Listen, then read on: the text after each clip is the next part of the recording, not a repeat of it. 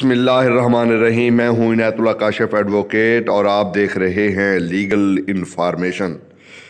ہمارے چینل پر آغا امام رضا صاحب ایڈوکیٹ، جو کہ پاکستان کے معروف ماہر آئین و قانون ہیں، فوجداری قانون پر دسترس رکھتے ہیں اور بائنی ہی سول قانون پر بھی دسترس رکھتے ہیں۔ ہمارے چینل پر ان کی اسپیشل لیکچر سیریز جاری ہے، جو کہ پولیس تفتیش کے حوالے سے ہے۔ پولیس تفتیش کیا ہے، کون کر سکتا ہے، کیپیبلٹی کیا ہے، قوانین کیا ہے، اس پر مکمل سیریز ایک ایسا لیکچر برصغیر میں چیلنج کرتا ہوں ایسا لیکچر موجود نہیں ہوگا۔ سنیے آغا امام رضا صاحب ایڈوکیٹ۔ بسم اللہ من الشیطان الرجیم، بسم اللہ الرحمن الرحیم۔ پولیس کی تفتیش اور وکیل کے موضوع کے حوالے سے 7ویں قسط جو ہے وہ پیش خدمت ہے، اور آپ لوگوں سے التماس ہے کہ میرے چینل کو لائک کیجیے گا، سبسکرائب کیجیے گا، آئیکن کے بٹن کو جو ہے وہ دبانا نہیں بھولیے گا۔ اور آج جو ہے وہ ہم نے سابقہ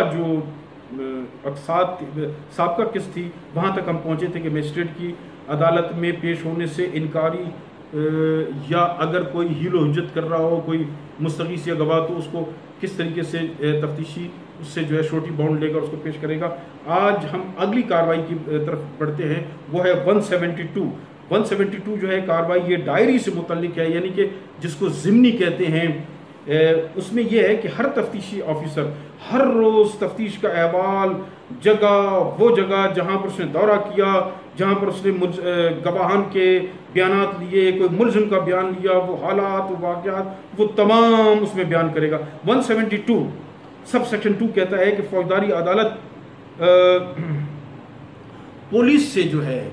وہ کیا کر سکتی ہے کہ وہ ان ڈائریز کو منگوا سکتی ہے جو اس کیس سے متعلق ہوں، اور اس کو جو ہے بطور شہادت استعمال نہیں کرے گی عدالت، بلکہ انکوائری اور ٹرائل میں جو ہے اس سے جو ہے وہ عدالت مستفید ہوگی۔ اسی طریقے سے یہ ہے کہ یہ جو پولیس ڈائری ہے، یہ جو ضمنیز ہیں، یہ ملزم کا جو ہے یہ کوئی ڈومین نہیں ہوتا ہے، یہ اس کی پریویلیج نہیں ہوتی ہے، اور نہ ہی اس کا کوئی ایجنٹ اس کو منگوا سکتا ہے، نہ ہی اس کو دیکھ سکتا ہے، بلکہ جس نے یہ ضمنی تیار کی ہے وہ اپنی یادداشت کو تازہ کرنے کے لیے اس کو جو ہے وہ دیکھ سکتا ہے، اور عدالت اگر چاہے تو وہ اس کو استعمال کرے۔ اب اس میں کیا ہے صورتحال ہے کہ قانون شہادت آرٹیکل 140 جو ہے اور 156 یہ جو ہے مد نظر رکھی جاتی ہے۔ 140 یہ کہتا ہے کہ سابقہ بیانات جو کہ گواہ نے تحریر میں دیے ہیں پر جرح، جبکہ تحریر کے ذریعے گواہ کی تردید مقصود ہو تو گواہ کی توجہ اس حصے کی جانب دلوائی جائے۔ یعنی کہ اس سے مراد یہ ہے کہ اگر کوئی گواہ اپنے سابقہ بیان کے ایک خاص پورشن سے منحرف ہو جائے تو مذکورہ آرٹیکل کے تحت اس کو بتایا جائے گا کہ یہ درست ہے کہ آپ نے اپنے بیان میں یہ کچھ کہا تھا، وہ کہے گا کہ ہاں جی درست ہے، تو اس کو جو ہے نا وہ عدالت سے رکوایا جائے گا کہ تقابل کیا گیا، موازنہ کیا گیا، کنفرنٹڈ سو ناٹ ریکارڈڈ، یعنی کہ یہ ریکارڈ نہیں تھا اور اس نے امپروو کیا ہے، یا اس نے اس کو کنٹراڈکٹری جو ہے اس نے اپنا جو ہے وہ پوائنٹ آف ویو پیش کیا ہے۔ اسی طریقے سے آرٹیکل 156 کہتا ہے کہ گواہ ان واقعات کے متعلق بھی گواہی دے گا جو کہ دستاویزات 155 آرٹیکل میں درج ہیں۔ وہ کیا ہے 155؟ یہ کہتا ہے کہ گواہ یادداشت تازہ کرنے کے لیے جو خود اس نے تحریر کیا ہو یا اس گواہ کی موجودگی میں اس کے سامنے کسی اور نے تحریر کیا ہو، تو جو گواہ ہے وہ اس تحریر کو، اس ڈائری میں لکھی ہوئی چیز کو جو ہے وہ دیکھ سکتا ہے۔ اب ہم آ جاتے ہیں کہ 173 سب سیکشن 1 کی طرف۔ یہ اس باب کے تحت ہونے والی تفتیش جو ہے وہ اس میں یہ کہا گیا ہے کہ غیر ضروری ڈیلے جو ہے وہ نہ ہو، اور غیر ضروری ڈیلے کے سے ہٹ کر جو ہے تفتیش کمپلیٹ ہو، اور جیسے ہی تفتیش کمپلیٹ ہو ایس ایچ او جو ہے بذریعہ پبلک پراسیکیوٹر جو ہے وہ علاقہ میجسٹریٹ کو جو ہے وہ کیا کرے گا کہ وہ رپورٹ یا چارج شیٹ یا چالان جو ہے وہ پیش کر دے گا۔ 173 سب سیکشن 1 کلاز اے وہ یہ کہتا ہے کہ اختیار سماعت رکھنے والے میجسٹریٹ کو جو رپورٹ پیش کی جائے گی وہ صوبائی حکومت کی ہدایت کے تحت بنائی گئی ہوگی تو اس میں فریقین کے نام ہوں گے، اطلاع دہندہ کا نام ہوگا، نیچر آف اوفینس ہوگا، وہ افراد اور حالات جو اس حالات سے واقف ہوں،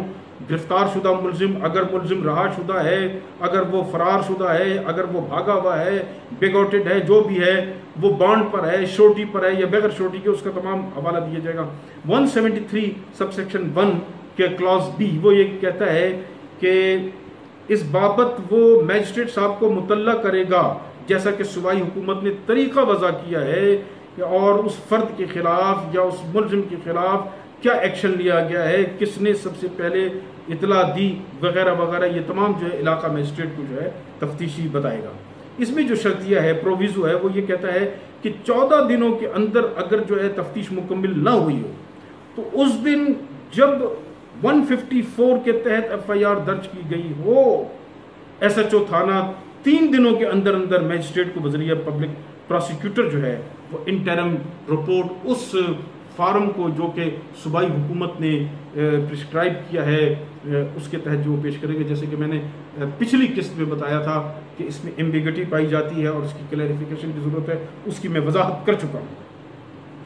اچھا، نتیجہ تفتیش اس وقت تک جو ہے عدالت اس پر جو ہے نا وہ ٹرائل بھی شروع کر سکتی ہے، تا وقت یہ کہ کوئی وجوہات لکھے اور وہ جو ہے ٹرائل کو جو ہے وہ پوسٹپون کر دے، ایڈجرن کر دے۔ اسی طریقے سے 173 سب سیکشن 2 یہ کہتا ہے کہ جہاں ایک اعلیٰ افسر جو ہے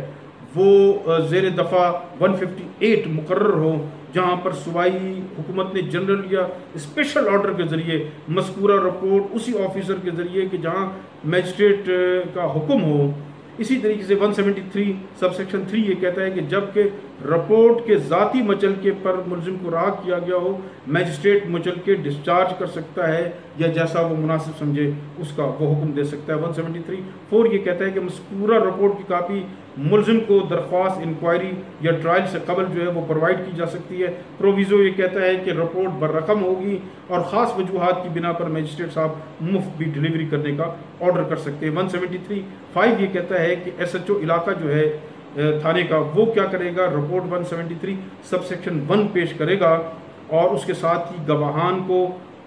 سوائے پبلک سرونٹس کے میجسٹریٹ گواہان کے اپنے روبرو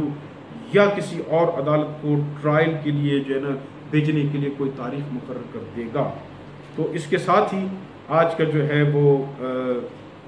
سبمیشن میری ختم ہوتی ہے۔ انشاءاللہ باقی جو ہے سبمیشن اس کے بعد ہوگی۔ تب تک کے لیے اللہ حافظ۔